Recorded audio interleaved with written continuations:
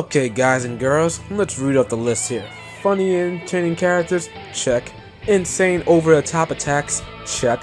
Characters that break the fourth wall? Check. 200k damage output? Check.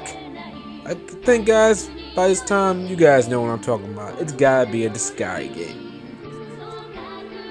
What's going on, guys? Charlie, and this is my review of Disgaea 4: A Promise Unforgotten.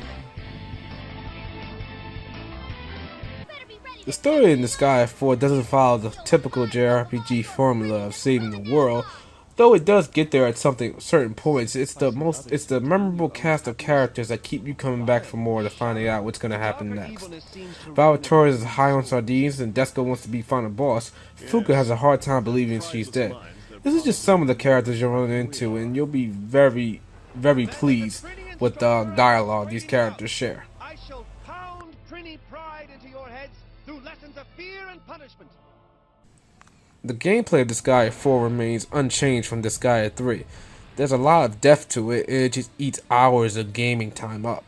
The item world has random levels for you to level up your equipment. The character world lets you develop your party member skills. You got a character painter here to change up the looks of your characters. The map creator is there for you to create your own custom maps, and you can even share that with others. Like any Disgaea game, you can create new characters and different classes to further assemble your team and make them as balanced as possible. Creating characters can be quite a drag sometimes, seeing as they start at level 1 and you have to work all the way up to the point where your current party is at. But there are numerous ways to get a level 1 character up to level 50 in just under 5 minutes.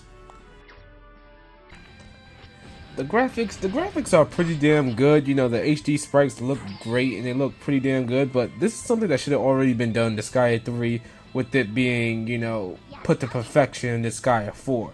Not to say the graphics HD sprites are bad, I'm just saying that it should have been done in Disgaea 3, you know?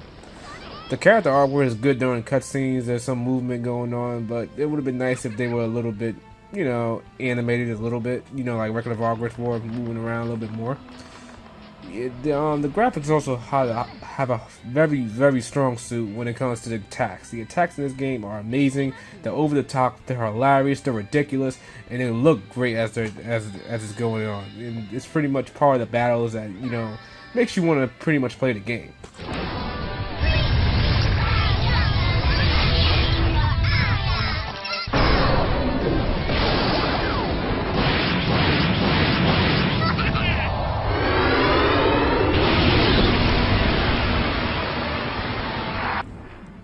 The battle system, yet again, remains unchanged from Disgaea 3. It has the geo panels and geo blocks.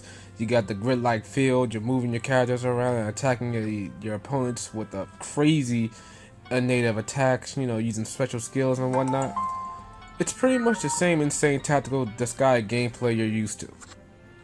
And it's not really all that hard if you have a balanced team and use some creative thinking.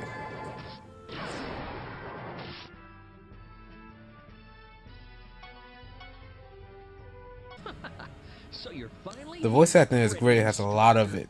Almost all the cutscenes are voice acting, and the voice actors themselves are pretty damn good. Disgaea's voice actor in particular stands out to me as being the best, as she pretty much gets the part just right. She sounds just as much as an enthusiastic little Japanese anime girl should sound like. Oh, you're so mean! Disgaea wants you to help her! If you like the previous Disgaea games, there's no reason to miss out on this one. Though a lot has remained unchanged, there's still a lot of content that keeps you going for hours without it, especially with a level cap that reached 9,999. Newcomers should be a bit cautious about the amount of content in the game, because once you're completed with the game story mode, there's so much in the post game to unlock. It wouldn't be an exaggeration to say the story mode was just the game's tutorial. But if you do some research and ask around, you'll be just fine.